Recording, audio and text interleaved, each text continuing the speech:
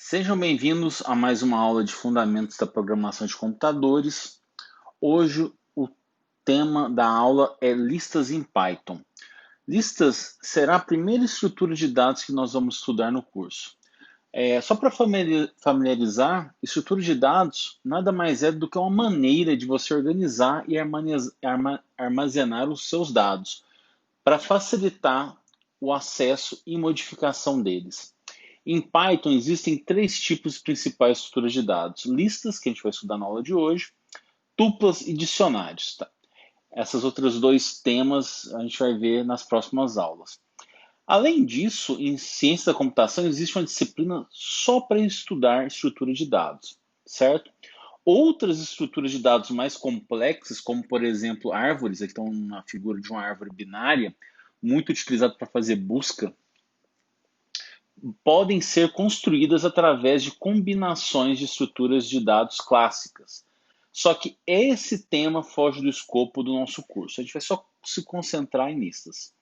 Então, a motivação é a seguinte. A gente viu no exercício como calcular o MC de uma pessoa. Se a gente quiser calcular o índice de massa corpórea entre duas pessoas, como a gente faria? A gente faria o seguinte, né? Pediria que o usuário entrasse com o nome da pessoa 1 e armazenava na variável nome 1, depois o nome da pessoa 2. Depois a gente pedia para ele entrar com o peso da pessoa 1, a altura da pessoa 1, armazenava na variável peso em H1, H1 a altura, né? E a gente calculava a forma do MC da pessoa 1, né, que é peso sobre altura ao quadrado. A mesma coisa a gente faria de forma análoga para a pessoa 2, né? Eu pedia para entrar com o peso da pessoa 2, a altura da pessoa 2 também calcular, e a gente calcula o MC da pessoa 2, depois a gente mostraria na tela o nome e o MC de cada uma das pessoas, certo? Agora imagina o seguinte, né? O que a gente viu até agora são variáveis, né? Se a gente quisesse duas pessoas, três pessoas, a gente ia criando variáveis, né? Três variáveis, quatro variáveis. Se tivesse 100 pessoas, 100 variáveis. Então, notem que quando esse valor começa a aumentar, começa a ficar inviável a gente criar uma variável para cada pessoa, certo? Para cada uma variável para cada informação. Então, a pergunta que fica é: será que tem como a gente fazer de forma mais eficiente armazenar esses dados para depois a gente poder manipular eles? A resposta é sim, né? A resposta é sim, a gente vai ver na aula de hoje, que é através de listas, né? Na verdade, listas, na verdade, a gente vai estudar são variáveis compostas, né? Que a gente pode chamar de variáveis subscritas ou variáveis indexáveis, que é o famoso vetor ou array em inglês, né? A lista em si é uma estrutura de dados linear, ou seja, é um arranjo sequencial de informações. Se você for implementar lá em C, lista é feita através do uso de uma abstração chamada ponteiro. A gente não vai ver ponteiro aqui em Python, até porque não existe também o conceito de ponteiro, certo? Mas a lista era muito útil para quando a gente queria um acesso eficiente de elementos dela, desde que a sua ordenação fosse feita de forma sequencial, certo? Beleza. E já em vetores, que a gente está mais acostumado, né, da álgebra linear, lá de geometria analítica, em computação, vetores são estruturas de dados lineares e estáticas, ou seja, são compostas por um número finito de elementos de um determinado tipo. E esses valores são acessados através de um índice. Então, semelhante ao vetor que a gente tinha lá, a gente tinha um vetor x, a gente tinha a primeira componente dele, que o subscrito 1 denotava a primeira componente, o subscrito 2 a segunda componente, assim por diante. Então, quando eu falo que é um acesso através de uma estrutura de dados indexada, é isso que eu estava querendo dizer, né? A gente consegue acessar cada um desses elementos através do índice dela. Já voltando aqui para programação, é a mesma coisa a gente ter uma variável que seja capaz de armazenar vários valores de forma simultânea. Então, por exemplo, agora eu vou atribuir x, uma variável, igual a uma variável que ela consegue ter vários elementos dentro dela, certo? E aí que tá, por exemplo, x1 vale 12, o x2, a segunda componente, vale 34, a terceira componente dessa variável vale 56, assim por diante, tá? As listas em Python é mais geral do que a lista clássica em estrutura de dados, ou seja, ela é mais do que uma lista sequencial. Na verdade, ela pode ser vista como uma implementação tanto de lista como de vetor, ou seja, em vez de eu ter que passear de forma sequencial para chegar num determinado elemento, eu posso acessar ele diretamente através do índice dele. Se eu conheço o índice onde está aquele elemento, eu posso usar esse índice para acessar os dados de forma direta. Tá, em Python tem uma outra vantagem, né? Os elementos, ou seja, os valores que a gente vai armazenar nessa lista podem ser de qualquer tipo, ou seja, eu posso misturar tipos diferentes de dados em uma lista. Uma variável do tipo lista é escrita entre colchetes e os elementos separados por vírgula. Então, vou dar dois exemplos aqui de listas em Python. Eu vou criar uma variável chamada valores e aqui vai vir a lista. Né? Vou atribuir essa variável valores à lista. Né? Como eu falei, você abre e fecha colchete e cada elemento dessa lista é separado por vírgula. Aqui está outro exemplo que eu criei uma variável chamada lista e estou atribuindo essa lista, só que essa lista é interessante porque ela consegue armazenar elementos de vários tipos. Eu tenho um string, tem um inteiro, tem um float, tem outro string, tem outra lista e tem um número complexo, certo? E para acessar esses elementos, como é feito? Então, se para criar é usando colchete, para acessar um elemento de uma lista, também é feito através de colchetes, certo? Então, a gente vai usar colchetes e vou passar um índice, né, que é esse número inteiro, para determinar a posição do elemento que eu quero acessar. Sempre lembrando que o primeiro elemento tem o índice 0 e o último elemento também, por convenção, tem o índice menos 1. Então, por exemplo, eu criei um vetor, uma lista, né, que atribui a variável v e esse vetor tem as entradas 23, 97, 54, 21 e menos 14. Então, se a gente pensar tipo, como se fosse na memória, no armazenamento, no índice 0, como eu falei, né, sempre começando do índice 0 para o primeiro elemento, a gente vai armazenar o número 23, que está aqui, para a posição cujo índice é 1, 97, assim por diante, o último elemento. Então, se eu tenho 5 elementos e começa do 0, o último índice que eu vou ter é 4. E eu posso olhar essa lista de trás para frente da seguinte maneira, né? Por convenção. O último elemento é menos 1, depois eu vou ter o menos 2, que vai ser o penúltimo, menos 3 o antepenúltimo, e assim sucessivamente. Então aqui está um exemplo, ó, vocês podem testar na idle, né? A gente pode criar então um vetor dessa forma. Se eu quiser acessar então o primeiro elemento dele, eu coloco o nome da variável, entre colchetes, o índice que eu quero acessar. Se eu quero o elemento de índice cujo índice é 1, então vai me retornar o valor que mora naquela posição, que é o 97. Se eu quero menos 3, a gente tem que ver aqui, ó. Menos 1, menos 2, menos 3. Então vale 54, está aqui. E eu posso perguntar também, ó. O último elemento, por começar menos 1 é igual ao V4? O V4, se a gente olhar aqui, é o último elemento também. Então retornou, de fato, true. Certo? Outro exemplo é o seguinte. A gente tem uma lista, então, que eu criei aqui. Na variável, que é uma lista, que eu chamei de variável de lista. Temos o número 1, 2, 3, 4. Eu quero acessar o elemento 4. Vamos pensar um pouquinho. Na posição 0, está o número 1. Na posição 1, o número 2. Na posição 3, quer dizer, na posição 2, número 3. E na posição... desculpa, vamos de novo. Na posição 0, número 1. Na posição 1, número 2. Na posição 2, número 3. Na posição 3, o número 4. Notem que eu não tenho eu não tenho ninguém na posição 4.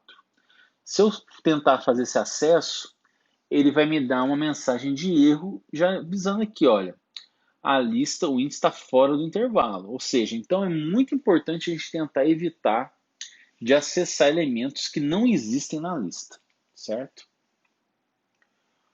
Outro exemplo também, uma string pode ser acessada como uma lista. Né? Então a gente criou uma string aqui que eu chamei de Amora, Então, repara, na memória, a string vai ser armazenada como se fosse uma lista. Então, na posição 0 está a letra A, na posição 1 está a letra M, na posição 2 a letra O e assim por diante. Então, se eu vier aqui e falar V colchete 1, eu vou na posição 1 e vou acessar o elemento que está guardado lá, que é a letra M. Se eu acessar V-2, eu vou acessar um antepenúltimo elemento dessa lista, que é a letra R. E V-1 é o último elemento, que é na letra A, minúsculo. E agora, por exemplo, se eu quero trocar a... Então, o que a gente pensa então, de forma intuitiva? Se eu consigo acessar, eu consigo modificar. Então, eu posso tentar então, acessar o primeiro elemento dessa lista e trocar ele pela letra A maiúsculo. Só que quando eu faço isso, também vai dar um erro. Por quê? Porque uma string ela não pode ser modificada. A gente vai ver isso mais para frente. Isso, na verdade, é uma tupla, que é uma lista constante, certo? Então, uma string não é necessariamente uma lista. Você pode acessar como uma lista, mas você não pode modificar. É como se fosse uma lista constante. Como a gente faz, então, para modificar uma lista? Quer dizer, uma string. Tá? Primeiro, a gente tem que converter uma string para uma lista. Isso é feito através do comando list, certo? Já que uma lista pode ser modificada, já uma string não, como eu falei, porque uma string é uma lista constante. Então, a gente pode usar então a função list para converter uma string para lista, fazer a modificação que a gente quer fazer e depois usar o join para voltar converter uma lista para string. Então tá aqui, vamos passo a passo. Ó. Eu peguei string amora, chamei a função list e armazenei na variável v. A variável v é uma lista, ó, onde cada elemento é uma letra dessa string. Agora sim, já que é uma lista, eu posso modificar ela. Então, eu vou acessar o primeiro elemento dela, que é o 0, né? E fazer ele virar maiúsculo. Então, fiz essa modificação, chamei o v. Se eu chamo o v, ele vai mostrar na tela para vocês, se você estiver na idle, a palavra, a lista já com essa modificação no primeiro elemento. Agora, se eu quiser voltar para a string, o comando, na verdade, eu vou ter que usar um método, né? Lembra que o método é uma função especial. Você tem que passar para ela o objeto, ponto, e o nome da função, que no caso é join. Então, repara, a string que eu vou dar um join é uma string vazia, só abrir e fechar aspas. E vou dar um join com V. Quando eu faço isso, ele me retorna, ele vai pegar então a lista e vai concatenar todos os elementos dela, formando uma string, certo? Isso aí é amor. Vou fazer um teste aqui, quer ver? Ó? Eu vou ir para o Python. Vou criar então aqui, ó. Vamos criar então uma... Vou fazer aqui, vou criar uma lista. E minha string é Roma.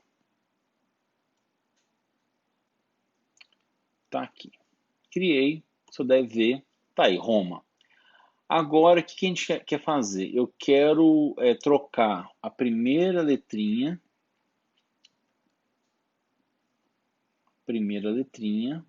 por R maiúsculo. Tá aí. Vamos ver o que aconteceu. Beleza, Roma.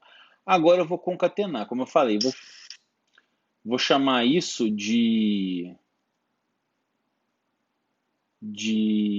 vou chamar isso de S, a resposta. Então a resposta está aqui, ó. Eu vou concatenar com o join. Repara que eu só abri e fechei e vou chamar o join. Join do vetor V. Vamos ver o que deu S, deu Roma. Repare que o join, se eu, por exemplo, ó, vou criar uma outra string, vou chamar de S2 agora. Se eu colocar, por exemplo, traço aqui e chamo o join de V, vamos ver o que acontece com S2.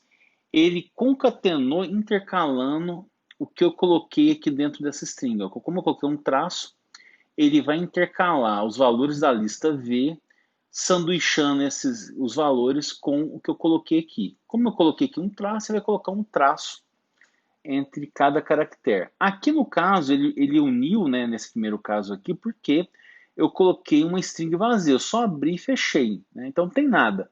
Como não tem nada, ele vai já direto concatenar todos os caracteres para juntar, formando a string Roma, certo? Beleza, então seguindo aqui o jogo, a gente também pode acessar as listas como fatias, né, que a gente chama de slices, e a gente pode fatiar uma lista da seguinte forma, né? Eu posso colocar aqui então, de novo, sempre o acesso vai ser entre colchetes. Então, é o elemento, né, o nome da variável, da lista, né, o nome da lista, da variável que recebe, que está armazenada a lista, e entre colchetes, né? Entre colchetes eu posso indicar para fatiar o começo e o fim. Sempre lembrando que eu vou colocar aqui o índice do começo, 2 pontos, até o índice do fim. Na verdade, como a gente viu lá no comando range, quando a gente estudou estrutura de repetição, na verdade é o fim menos 1, né? O índice do número que está aqui menos 1. Se eu colocar começo 2 pontos, eu vou pegar vai começar do índice que eu passei aqui, começo até o final da lista. Já se eu colocar nada aqui 2 pontos fim, ele vai do começo até o índice fim menos 1. E se eu colocar só 2 pontos, ele me retorna toda a lista. Só lembrando, né, que fim menos 1, essa convenção aqui de você pegar o valor do índice e subtrair com menos 1, é melhor enxergar que eu sempre vou estar pegando o penúltimo elemento, tá? Porque assim evita a gente quebrar a cara, como a gente viu lá no comando range, tá?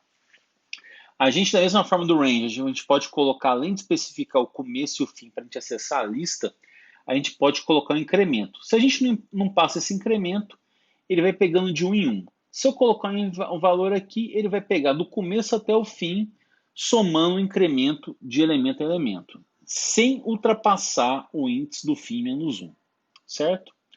Então vamos ver um exemplo aqui. Ó. Eu comecei com lista. De novo, vocês podem testar aqui na Idle, como eu fiz esse exemplo, tá? Todos esses exemplos que estão nos slides. Então eu comecei com essa lista. Beleza, vai do Z, 3, 9.1 e assim por diante. Ela tem quantos elementos? Então, 1, 2, 3, 4, 5, 6. Então, vai do índice 0 até o índice 5. Aqui, nesse caso, eu peguei do começo, que é 1, até o final. Então, aqui é o índice 0, aqui é o índice 1. Então, vai daqui do 3 até esse número complexo. De fato, ó, quando eu chamei esse comando, ele vai retornar começando do 3 até o número complexo. Aqui no caso eu estou pegando do começo até o fim. Aqui é o fim. Você pode guardar essa regra aqui com esse índice menos 1. Então, 1 menos 1 dá 0. A gente sabe que o 0 é o começo, então do começo até o começo só vai pegar a letrinha Z. E de fato pegou a letrinha Z. Esse exemplo aqui vai do índice 1 até 3, né? Só que lembrando a regra de novo, é 3 menos 1. 3 menos 1 até o índice 2. Vai pegar só o 1 e o 2. O 1, o elemento do índice 1 é 3, o elemento do índice 2 é 9.1. Tá aqui. Aqui nesse caso vai do começo, que eu poderia ter omitido, até o fim, né? Lembra que por convenção menos 1 é o fim. Só que detalhe, né? Aqui a gente não vai usar a regra de subtrair menos 1, a gente vai usar a regra de pegar o penúltimo. Então, se eu estou indo do começo até o fim, na verdade aqui não é o fim, aqui é o penúltimo. Então, vai do 0 até o penúltimo. Então, vai do Z até esse outro vetorzinho que está dando da lista, que é o 8.4. E, de fato, fez isso. Outro exemplo. Agora, eu criei uma lista 1, 2, 3, 4, 5, 6. Ela vai do índice 0. Quando o índice é 0, vale 1. Quando o índice 1, vale 2. Quando o índice vale 2, vai dar o valor 3. Quando o índice é 3, dá o valor 4. Quando o índice é 4, dá 5. Quando o índice é 5, dá 6. Certo? Então, o último índice é o 5 e o primeiro é o 0. Então, aqui eu estou indo do 0 até o penúltimo, ou seja, do 0 até esse carinha aqui, de 2 em 2. Então, eu venho aqui, pego o primeiro, né, que é o 0, somo, então, índice 0. 0 mais 2, vou para o 2. O índice 2, quem é o cara do índice 2? É o número 3. Depois, somo o índice 2, somo mais 2, dá o índice 4. Esse aqui é o índice 2, o 3 e o 4. Deu 5. E eu não passo o último, sem passar o último elemento. Então, só vai mostrar para mim, então. Só vou pegar, então, o valor 1, o 3 e o 5. 1, o 3 e o 5. Aqui vai do 5, né? 0, 1, 2, 3, 4, 5, ou seja, vai do último até o fim. Não é o fim, né? Desculpa. Do último e o fim é o 0. O 0, no caso, é o primeiro elemento. De menos 1, ou seja, eu vou pegar, então, o incremento é menos 1. Então, eu estou percorrendo a lista no sentido reverso dela. Só que lembrando, né, pessoal, aqui é o primeiro. Então, é o primeiro. Antes do primeiro vem quem? O 2. Então, vai do último até o segundo elemento. Então, vai ser o 6, o 5, o 4, o 3 e o 2, que é exatamente o que está aqui. Aqui, nesse caso, vai do índice 1, que é o 2, até o final de 3 em 3. Então, 2. Aqui eu estou no índice 1. Somar 1 com 3 dá 4. Então, 1, 2, 3, 4. Eu vou até o índice 5. Então, vou pegar só o elemento 2 e o 5, como está aqui. Aqui, no caso, eu vou do começo até o final, só que o meu incremento é negativo. Então, o efeito que vai dar nisso vai ser o quê? Eu pegar a lista, toda a lista no sentido reverso. Exatamente o que está aqui. Atribuição a fatias. A gente pode fazer atribuição. A gente viu como atribuir um elemento só da lista, né? Acessando ele só com índice e atribuindo. Só que no Python também eu posso fazer uma atribuição para uma fatia, certo? Então, nesse caso, a atribuição vai fazer o quê? Vai substituir os elementos da fatia por outra sequência. Então, eu comecei aqui, ó, lista, formada pelo número 1, 2, 3, 4, 5, está aqui, ó, tá aqui embaixo. Aí eu vou pegar do elemento do início, vai do começo até esse cara menos 1. Então, eu vou pegar o índice 0 e o índice 1. 0 e 1, tá aqui, ó, 1 e 2. O que eu vou fazer então? Eu vou pegar esses dois valores e trocar por esses dois valores que estão dentro dessa lista aqui, ó, que é o x e y. Quando eu faço isso, ó, e vou atualizar a lista vai ser atualizada. Vai passar a virar dessa forma aqui, né? Já que eu substituí, eu acessei o primeiro e o segundo elemento e estou trocando ele por x e y. Aí eu criei uma outra lista que chamei de nova lista, atribuí os valores dela com 8 e 9. Então a nova lista é uma lista formada por esses dois elementos aqui. Agora eu vou pegar a minha lista que está aqui, já está atualizada, eu vou no índice 3 até o último cara. Na verdade, né, é o 3 até o último. Até o último, isso mesmo. Então, 0, 1, 2, 3 até o último. Então, eu vou pegar o 4 e o 5 e vou substituir esse 4 e 5 pelos valores dessa nova lista, que é o 8 e 9. Quando eu fizer isso, atualizando a lista, vai estar aí, ó. Então, eu vou trocar os dois últimos por 8 e 9. Então, está a lista modificada. Tá? Mais exemplos, vamos lá então. Aqui no caso, ó, eu estou pegando na lista, então, 1, 2, 3, 4, 5. Estou vindo aqui no elemento 1 até o 2. Então, 1 e 2. Eu estou trocando, então, esses dois caras aqui por uma lista formada por esse elemento dessa lista. Só que esse elemento dessa lista é uma outra lista, que só tem um elemento, que é o número 7. Então, eu vou substituir o número 2 e 3 pelo número 7. Certo? Então, a lista está atualizada aqui. Ó. Um elemento que é uma lista unitária com o número 7 e o número 4 e o 5. Agora eu vou fazer o seguinte, vou pegar a lista que vai, essa lista aqui, que vai do 1 até até o penúltimo, né? Ou seja, o número o 1, né? Que é o 0, 1. Então, esse elemento aqui, que é uma lista contendo só o número 7 e o número 4, e vou trocar por 8 e 9. Então, atualizando ela, vai ficar 1, 8, 9, 5. Certo? Agora eu posso fazer o seguinte, olha, eu posso atribuir não só uma fatia, uma outra lista, mas eu posso atribuir ela a uma sequência ou uma string também. Nesse caso, eu posso pegar, então, aqui eu estou indo do começo até o elemento de índice 2, então 0, 1, 2, estou pegando esses três elementos aqui, 1, 8 e 9, e estou fazendo atribuir a essa string XYZ. Na verdade, não é string, é os elementos da string. Então, onde está 1 vai ser trocado por x, aonde está o 8 vai ser trocado pelo y, onde está o 9 vai ser trocado pelo z. Então, a lista foi atualizada aqui dessa maneira. Então, só para lembrar, né, a lista no último momento era essa, né, depois que a gente trocou os 3 primeiros elementos pelo x, y, z. Agora eu quero fazer o seguinte, eu quero ir do início, que é o x, até o elemento de índice 2. Então, 0, 1 e 2. Então, x, y, z, eu vou trocar pela essa string. Só que essa string, muita atenção, pessoal, não é uma string com a letrinha A, B, C. A vírgula também é considerada um string. Então, estou trocando esses 3 elementos, na verdade, por 5 elementos. Né? Estou trocando o x, y, z pelo elemento A, pelo elemento vírgula, pelo elemento B, pelo elemento vírgula e pelo elemento C. Então, vai ficar sendo isso atualizado. Ó. A caractere vírgula, B, o caractere vírgula, C e o número 5.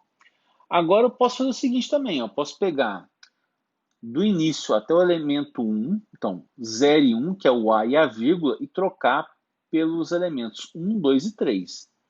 Note a diferença aqui, ó, como eu não estou colocando aspas, então agora sim eu estou pegando elemento por elemento. Quem são os elementos? É o número 1, o número 2 e o número 3. Então eu vou trocar 2 elementos dessa lista, que é o caractere A e o caractere vírgula, pelo número 1, 2, 3. Então vai ficar 1, 2, 3, A, o caractere vírgula, o caractere C e o número 5, ok? Note, nesse caso, como eu sempre estou fazendo atribuição para a variável lista, a minha lista está sendo modificada a cada interação que eu fiz aqui nesse exemplo, ok? Vamos pegar outro exemplo aqui, ó. Eu tenho então aqui, ó, outra lista que eu chamei de L, tem 1, 2, 3, 4, 5. Eu venho aqui do 0 até o fim de 2 em 2. Então, olha. Então, eu tenho o número 1, estou pegando então no 0. O índice 0 é 1. Saltei 2. Número 3, saltei mais 2 até o fim. Peguei o número 5. Então, estou pegando o elemento 1, 3 e 5 e vou substituir por esses elementos aqui, ó. No elemento do índice 0, estou trocando pelo número A, pela letra A. Pelo elemento de índice 2, eu estou trocando pela letra B.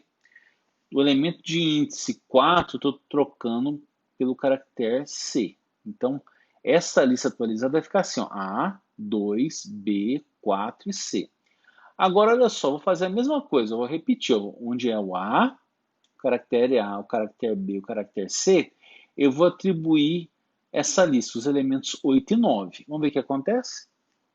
Deu pau. Por que deu pau? Se você estiver fazendo uma atribuição de fatia numa lista, se o incremento for diferente de 1, que é o nosso caso, a atribuição tem que ser feita a mesma quantidade de elementos. Aqui, ó, eu peguei 3 elementos e atribuí a 3 elementos. Aqui eu estou pegando 3 elementos da lista L e estou fazendo atribuição só de 2 elementos. Então, por isso que deu pau. Se tivesse mais um elemento aqui, ó, nessa lista da direita, aí daria certo. Então, a quantidade, se o incremento for diferente de 1, a quantidade de atribuição de elementos tem que ser a mesma, ok? Outra coisa também é que a gente pode fazer uma sobrecarga dos operadores de soma, multiplicação e também esses de atribuições para listas. Né? Eles têm um significado quando a gente trabalha com lista. Quando você tem um operador mais, ele é a mesma coisa que você concatenar duas listas. Podem fazer analogia quando a gente tinha string, né? Quando eu tinha duas strings e usava o operador mais, o que ele fazia? Ele concatenava string. Aqui é a mesma coisa. Se eu tenho duas listas, uso o operador mais, ele vai concatenar duas listas. Temos o operador de repetição, certo? Lembra que a string lá também é a mesma coisa, né? Se eu tivesse 3 vezes o caractere A, o que acontecia? Ele repetia 3 vezes esse caractere. Aqui é a mesma coisa. Se eu tiver um número inteiro vezes uma lista, vai repetir a lista essa quantidade de vezes que eu quero. E eu posso usar eles fazendo um operador mais igual e vezes igual, ou seja, eu posso concatenar e atribuir e repetir e atribuir também. Exemplos. Aqui eu comecei uma lista que eu peguei, então, uma lista só com o elemento, o número 0, e usei o operador de repetição. Então, eu vou pegar esse elemento aqui e vou repetir ele 2 vezes. e minha lista, então, né, nesse momento, a minha lista é uma lista com dois elementos e os dois são zero. Agora eu vim aqui ó, na minha lista, estou falando lista igual, lista mais outra lista com 1 e 2. Então, eu estou atualizando a variável lista, estou pegando essa lista que era os dois zeros e estou concatenando no final com essa lista formada pelo elemento 1 e 2. Eu posso, de novo, né? Isso aqui eu poderia refazer essa mesma operação fazendo lista mais igual essa lista 1 e 2. Como eu estou fazendo aqui, ó, eu estou fazendo lista mais igual 3 vezes a lista com uma lista com um único elemento, que é o elemento 3. Então, o que ele vai fazer? Ele vai criar uma lista com 3 elementos, todo mundo sendo 3. Vou concatenar com essa lista, que nesse momento é essa lista que está aqui em cima, e vou atualizar ela. Quando a gente faz isso, vai estar a resposta aqui, ó. Vai ser 0, 0, 1, 2, 3, 3, 3.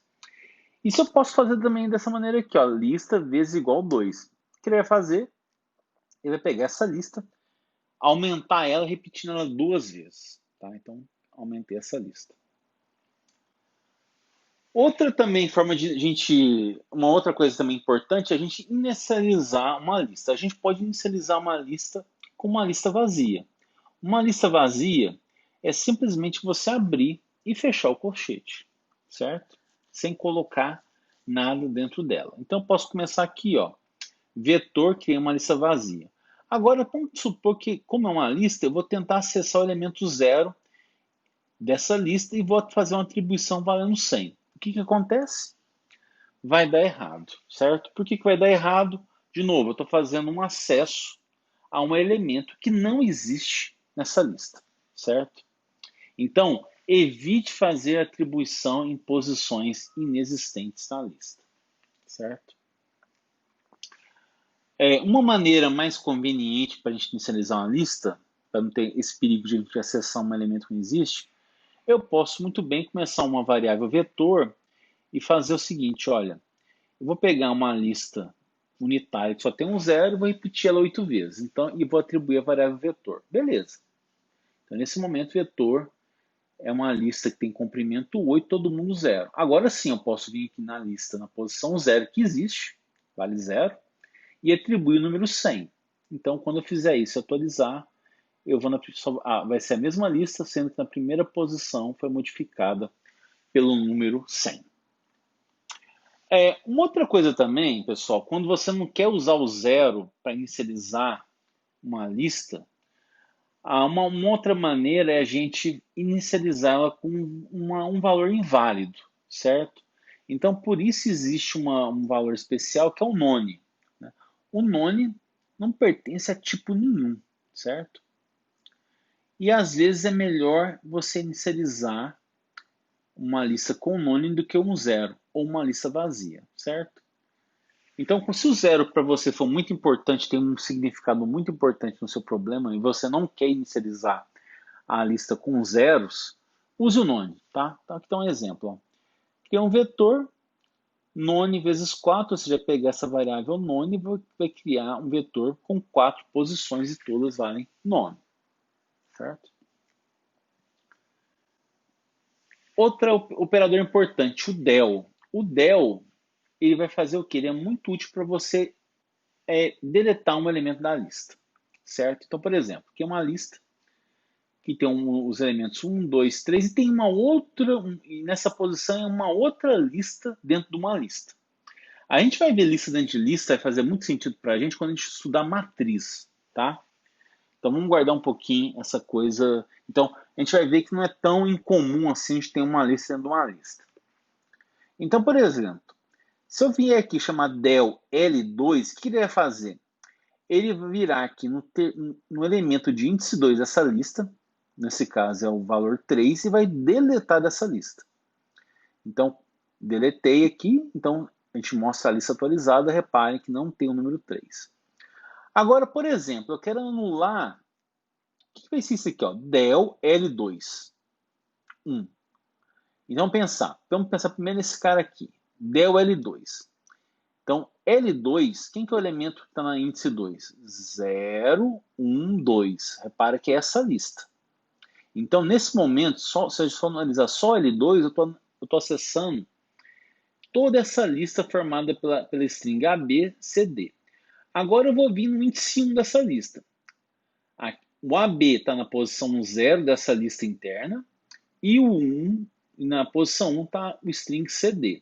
Então, no fundo, eu estou deletando esse elemento dentro dessa outra lista. E quando eu fizer isso, vai me dar essa lista atualizada. 1, 2, e agora uma outra lista dentro dessa lista L, só com a string AB. Um outro operador também que vai ser muito importante para a gente é o operador IN. Para que ele serve? Ele vai permitir saber se um elemento pertence ou não à lista, certo? E serve também para strings. Então, por exemplo, eu tenho uma lista formada pelo elemento 1, caractere x e a string yz. Eu posso perguntar, 1 em lista? Ou seja, eu tenho um elemento 1 dentro dessa lista? Tem. Então, a resposta para o operador in é sempre um booleano. Ele é falso se o elemento não está na lista e verdadeiro se ele estiver dentro da lista. Nesse caso, vai retornar true. Aí eu pergunto, 3 está na lista, nessa lista que eu chamei de lista? Não, então retorna falso. Y está na lista? Tá.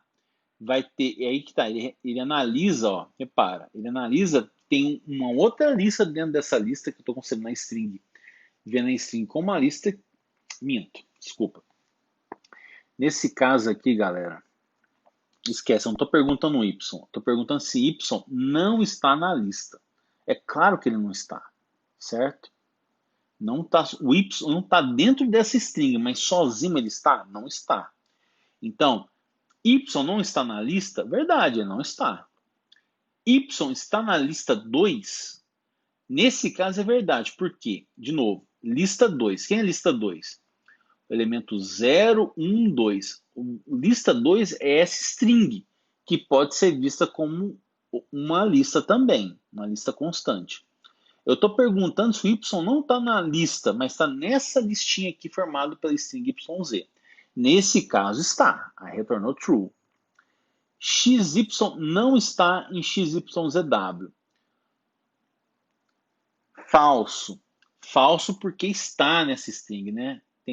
Eu tenho uma sequência formada por x, y dentro dessa lista, ok? Outras funções também. Eu posso também ter a função len. Se a gente passa len e a variável, que é uma lista, né? Ele vai me retornar a quantidade de elementos que tem nessa lista, né? Len vem de length, né? Do inglês é comprimento, né? É o comprimento da lista. Então, nesse caso, eu perguntei, criei uma lista, está aqui, formado pelo elemento 1, 2, 9, 3, e chamei len de lista. E vai retornar a quantidade de elementos que tem nessa lista, que deu 4. Eu posso também chamar o comando min-max, a gente viu lá que o min calcula o máximo de 2 valores, só que ele pode ser estendido para a lista também. Então, ele vai pegar o valor mínimo dessa lista, que é um 1. Nesse caso, o max pega o máximo dos valores de uma lista, no caso 9, e também vale, pessoal, para caractere. Nesse caso, quando você tem string, ele segue a ordenação lexicográfica, né? que é a ordenação do dicionário. Porque quando você está procurando no dicionário, o que você faz? Você faz uma busca da primeira letra, beleza, achei a primeira letra. Quando você passa para a segunda letra, você vai procurar onde está a segunda letra, assim por diante. Né? Você faz uma ordenação baseada na posição das letras. O min e max também permite, que a gente está acostumado, vários argumentos. Né? Você pode passar para ele assim, ó, ao invés de só de 2 valores, você pode passar um bando de valores, tanto para o min como para o max. Aqui, quando você passa um max de lista, de novo, novamente, ele segue ele pega o máximo no sentido lexográfico, né? De novo. Vai na primeira componente e analisa. Quem é o maior elemento da primeira componente? É o 3. Então, beleza, já matou. Então, o máximo é esse vetor formado com o número 3. A gente viu lá na repetição que o for permite iterar sobre elementos de uma lista, né? E a forma geral para isso está aqui, ó.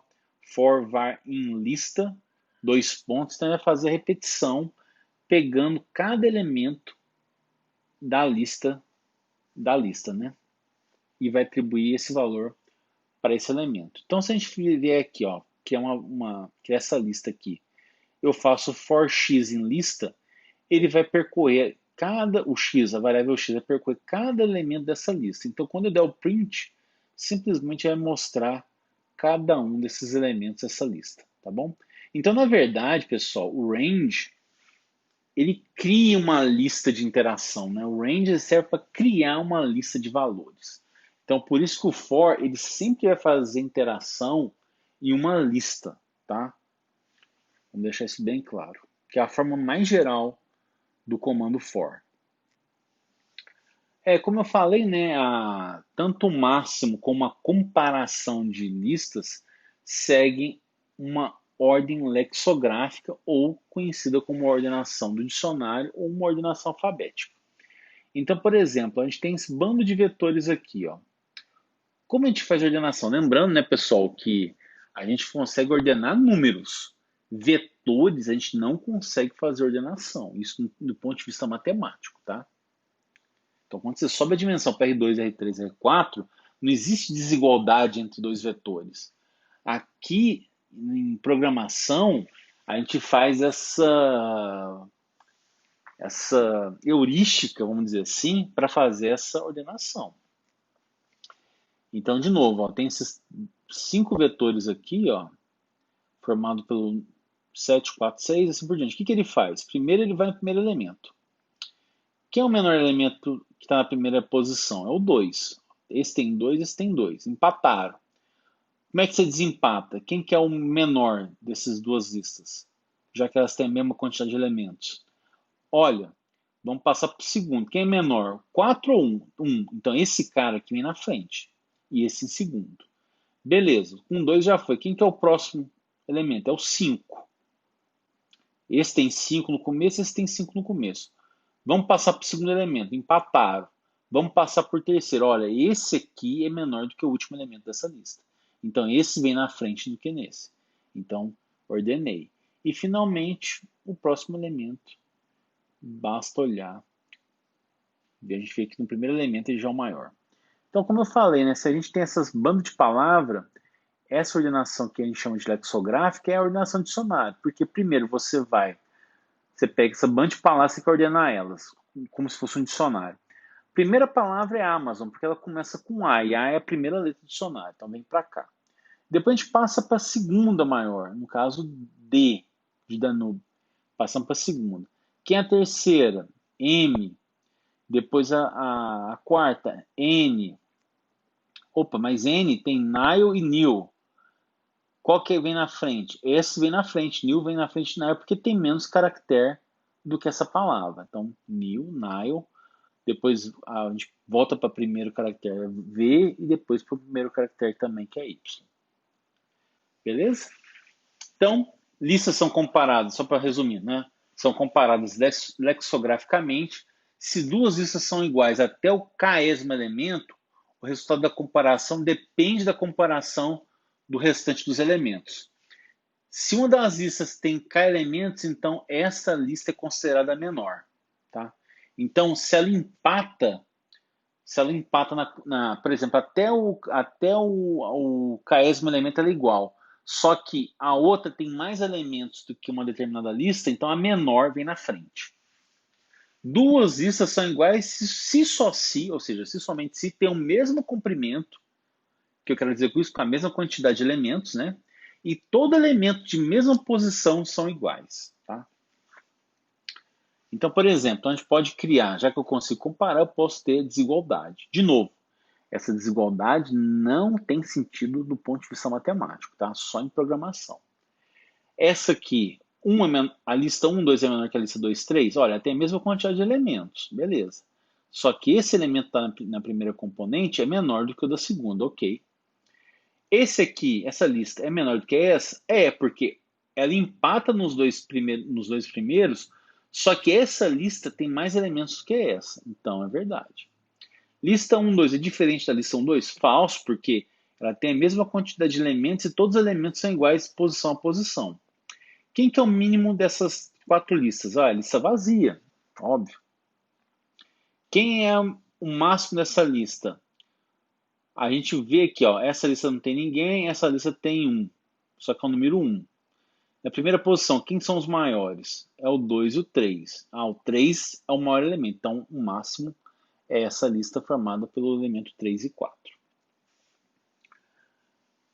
As listas, né, assim como as strings, elas pertencem a uma classe chamada list. Então, quando você está com a lista, na verdade, eles são objeto. Como a gente não viu e nem verá programação orientada a objeto, né, que é uma área também da computação, alguns pontos desse paradigma precisam ser abordados, né? Assim como string, a gente viu que as listas também, vai ver agora, que as listas possuem métodos que podem ser aplicados a elas para modificar esse objeto. Então, um método, como eu falei, se parece com uma função, mas a chamada é diferente. Você passa assim, nome do objeto, ponto, o nome do método, que é uma função, e os argumentos dessa função. Isso vai modificar o objeto, certo? Se você quiser saber mais dos métodos que existem nas listas, você pode simplesmente usar o comando help. Você vai na idle, digita lá help list, ele lista para você todos os métodos que existem nessa classe. Tá? Só para ilustrar, né, quando eu falei que a lista parece com a string, né? A string também, como eu falei, é um objeto e ela tem métodos, ou seja, essas funções diferentonas, vamos chamar assim. Uma delas é o title. O title, porque o método title, o que você faria? Você passava o nome da string, da variável string, ponto title. O que acontecia? Ele colocava a primeira letra maiúscula na string e as demais minúsculas. Repara, é uma função que o objeto chamou e modificou o próprio objeto, certo? Vamos lá, alguns elementos aqui, então, alguns métodos da lista. O primeiro método é um append, né? Você chama que a sintaxe é essa, append, e você passa o elemento que ele vai fazer. Ele vai acrescentar o elemento no fim da lista. Note que essa operação altera a lista, ela vai incrementando a lista. Então vamos pegar um exemplo aqui, ó. Criei essa lista com dois elementos, 1 e 3. Chamei aqui, ó, lista.append, lembrando que append é um método, né? Então você tem que passar o nome do objeto, que é lista, ponto, e o comando que você quer dar. Ponto append, e eu tô fazendo um append do elemento 5 nessa lista. E ele vai modificar essa lista. Ele vai fazer o quê? Vai pegar a lista e colocar o número 5 no final dela. Então, ficar 1, 3, 5. Você pode fazer também, ó, tanto o append também, uma lista também, né? Só que notem, eu não estou fazendo um append dos elementos dessa lista. Não, eu estou colocando esse próprio elemento, que é uma lista dentro de uma lista, certo? Aqui, ó, dois exemplos, né, de uma lista com 3 nomes, né? Eu criei aqui nome.append, estou pedindo para o usuário entrar com o nome de uma pessoa, vai pegar a string do teclado e eu vou inserir na lista, uma lista chamada nome. Esse exemplo é com erro, por quê? Eu não posso fazer append se não existe a lista. Então, esse aqui é o jeito certo de fazer. Como fazer? Você cria uma lista vazia, no caso, a minha lista chama nome, criei vazia, e agora sim eu posso fazer o append, porque existe a lista. Tudo bem, ela é vazia, mas existe ela. Então eu vou pegando no teclado os nomes que a pessoa vai entrando e vou inserindo nessa lista aqui. Nessa lista chamada nome. Outro método é o count. Ele retorna quantas vezes um determinado elemento aparece na lista. E o extend. O extend, ele adiciona os elementos da lista 2 no final da lista corrente. Ou seja, ele vai alterar a lista ao invés de retornar a lista alterada, certo? Então, muita atenção, né? Que o extend ele também altera a lista. Então, olha só. Então, peguei essa lista aqui, ó. Ela ali formada 1, 2, 3, 1, 2. Aí vim cá e falei, ó, lista.count1. Ele está perguntando quantas vezes o elemento 1 aparece nessa lista? 2 vezes, né? Ele aparece aqui e aqui. Então, número 2. Agora eu vim aqui, ó, lista.extend. Aí eu passo uma lista. Notem que aqui é diferente do append. O append ele inseriu todo o elemento, ou seja, ele inseriu toda a lista 7, 9 no final da minha lista. Aqui não. Aqui, ó, o extend, ele vai inserir os elementos dessa lista. Quem são os elementos dela? É o número 7 e o número 9. Então ele pegou essa lista e no final ele inseriu só os elementos, ó, o 7 e o 9. E alterando a lista, né? Outro também é o index. Ele vai retornar o índice da primeira ocorrência do elemento nessa lista. Então, criei aqui ó, a lista 6, 2, 11, 41, 92. Chamei ó, lista.index11. Ou seja, está perguntando assim, olha, qual é o índice do elemento 11 dentro dessa lista? Olha, vamos ver qual posição que ele está. 0, 1, 2. Realmente deu certo. Ah, e se no lugar do 92 fosse outro 11? De novo, ele voltaria ao número 2. Por quê? Como está aqui escrito, ó, ele retorna a primeira ocorrência. Ou seja, ele retorna o menor índice ele retorna o menor índice do elemento, certo? Se ele aparece lá 7 vezes dentro, ele vai pegar a primeira ocorrência, ou seja, vai pegar o menor dos índices onde aparece esse elemento na lista. Aí eu vim aqui, por exemplo, lista.index9. Mas olha, o 9 não está nessa lista. O que acontece? Dá erro. Então, evite valores inexistentes. Olha, como é que eu sei se o valor está dentro da lista ou não? A gente acabou de ver o comando in. Então, antes de você fazer uma chamada do index, pergunta para a lista se o nó está dentro da lista, certo? Usando o comando in. Insert index elemento, certo? O que vai acontecer? Esse método ele faz o quê? Ele vai inserir o elemento nessa lista, na lista, na posição anterior indicada pelo índice. Então vamos lá. Eu estou aqui, ó, lista.insert 2, o elemento x. Então, 2. Então eu vou na posição anterior a esse cara. 0, ó, na posição anterior. 0, 1, 2. Então, antes do 2, ou seja, antes do 3, eu vou lá nessa lista e vou chumbar esse elemento que é o caractere X. Então, tá aqui, ó. Fui lá e atualizei.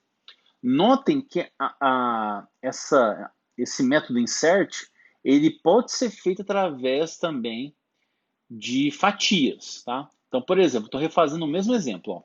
Eu peguei, então, lista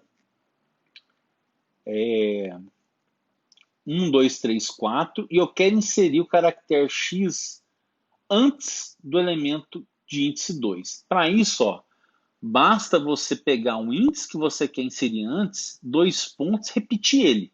Quando você faz isso e faz uma atribuição para o cara que você quer inserir, ele vai lá e insere ele.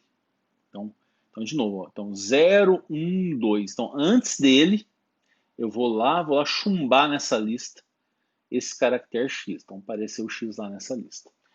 Poderia ser mais elementos? Poderia. Você poderia colocar aqui, ó, por exemplo, no meio aqui, ó, antes do elemento 3, eu quero inserir o X, vírgula, o caractere Y, vírgula, o caractere Z e assim por diante. Você pode inserir um bando de elementos aqui no meio, certo? Outro método também que pode ser muito importante para a gente é o comando pop. O que ele faz? Quando você passa o pop índice, o que ele vai fazer? Ele vai remover da sua lista o elemento que está nesse índice que você especificou, certo? Retornando esse elemento. Ele remove retornando. Se você não especifica nada, o valor default é -1, ou seja, ele sempre vai fazer a remoção do último elemento da lista. Então, por exemplo, ó, então tem a lista aqui. Lista é 1, 2, 3, 4. De lista.pop. Repara, ele retornou o último elemento. Ó. O último elemento dessa lista é o 4. Então, ele retornou o último elemento alterando ela. Repara, ele remove o último, retornando ele. Tá? Então, ele está alterando a lista. Nesse caso aqui, ó, vim de novo na lista. Que a última atualização é essa lista aqui, ó, 1, 2, 3. Agora eu quero uma lista.pop1. 0, 1. Então, vou retornar o elemento na posição 1, que é o 2. Vou retornar ele e remover ele da lista. Retornei o valor dele, que é 2, e removi ele da lista. Então, o pop também, além de retornar esse valor, ele altera a lista, certo? Outro método também, remove. Ele vai remover da lista o primeiro elemento igual ao elemento que você especificou. Então, de novo, aqui eu tenho uma lista formada pelas strings oi, ai, olá e alô. Eu venho aqui e falo lista.removeI. Então, ele vai na primeira ocorrência, nesse caso o ai só tem uma vez, né? E vou remover da lista, certo? Aí eu venho aqui e remover aba. Opa, aba tem lá? Não tem. O que acontece? Pimba, dá pau. De novo, evitar remover valores inexistentes. Ah, como eu faço para evitar isso? Use o comando in. Consulta a lista antes de remover o elemento, certo? Ah, vamos supor que nesse caso aqui aparecia, em vez do alô, tinha outro I. De novo, ele vai remover a primeira vez que aparece o I. Entende? Então, ele só remove uma vez. Tá? Ele não remove todos os valores que você especificou, certo? Outro comando também interessante é o reverse, tá?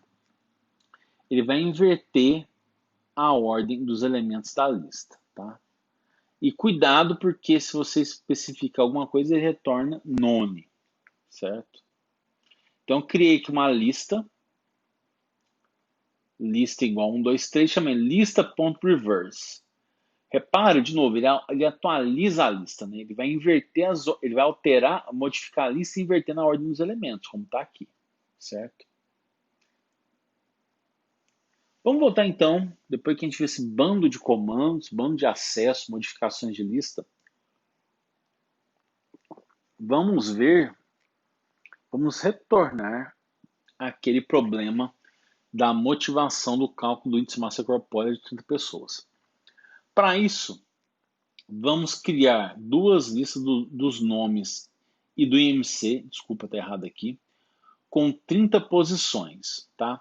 A posição índice cada lista de nomes corresponde à posição K. Ah, tá. O que eu estou querendo dizer com isso aqui? Estou falando o seguinte, olha, a posição K da lista de nomes, corresponde à posição K da lista do MC. O que eu estou querendo dizer é o seguinte, na lista de nome, quem está na posição 1, que é a Maria, se eu vier com o mesmo índice que na lista do MC, na posição 1, vai me dar um IMC da Maria. Se eu vou no índice 29, na lista de nomes, que é o Pedro, e com o mesmo índice acesso à lista do MC, 29, esse valor que está aqui na lista do MC é o MC do Pedro. Então tem uma correspondência feita através dos índices entre as duas listas, tá ok? Isso que eu quero dizer aqui. Então, como a gente faria esse problema então? Então, vou começar aqui, ó. O número de pessoas é igual a 30. Criamos duas listas, né? Uma de nomes e uma lista com valor do índice de massa corpórea também com uma lista vazia. Aí eu vou fazer o quê? For i in range, número de pessoas, que eu vou fazer? Eu vou dar uma append, vou pedir para o usuário entrar com o nome pelo teclado e vou dar um append, ou seja, eu vou inserir o que a pessoa entrou na lista de nomes. Aqui depois eu faço o quê? Eu peço para o usuário entrar com o peso da pessoa, nome, no índice corrente, vai aparecer o nome da pessoa, vou converter para float e guardar na variável peso. A mesma coisa eu vou fazer com a altura. Eu vou pedir para a pessoa entrar com a altura da pessoa corrente, armazenar na variável H. Aqui eu vou fazer o cálculo do MC e vou dar um append desse MC na lista que eu chamei a lista de MC, né? Depois que percorri todas as 30 pessoas pegando o nome e calculando o MC, eu vou fazer um for, percorrendo a quantidade de pessoas, mostrando o nome e o MC dela. Então vamos lá testar? Executando aqui, ó. Aqui no caso eu só estou rodando para 3 pessoas, tá pessoal? Em vez de usar 30. Rodando esse exemplo.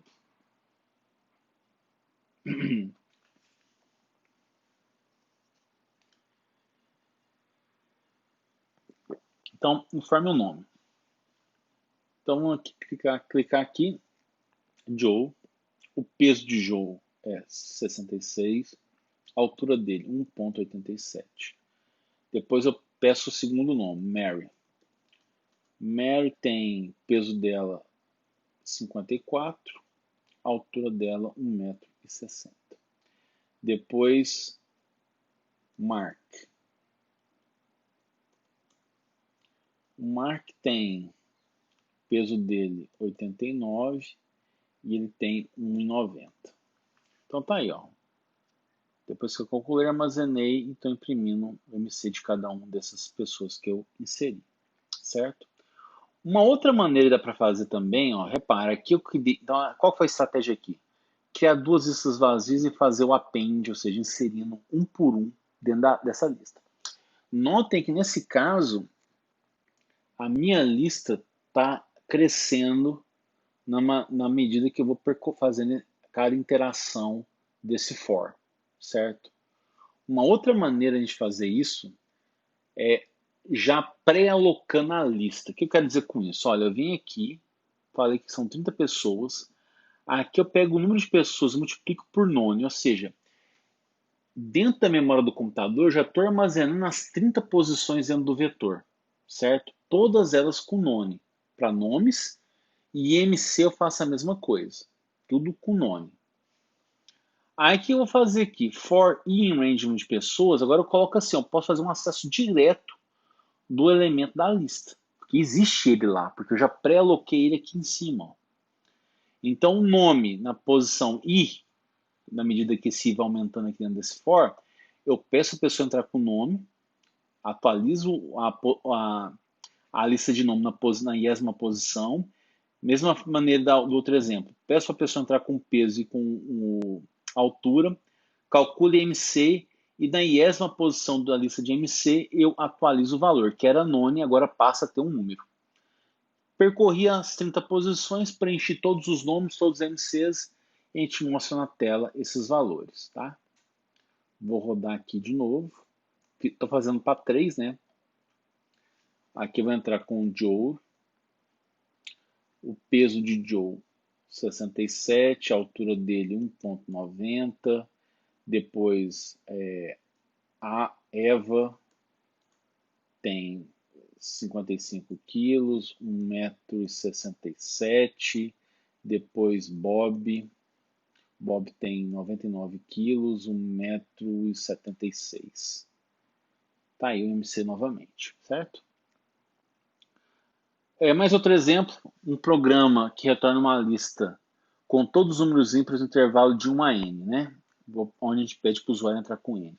Criei uma lista vazia, pedimos para o usuário entrar com um número, né? A gente converte para inteiro, fazemos um for de 1 até n mais 1 para pegar o valor de n de 2 em 2, né?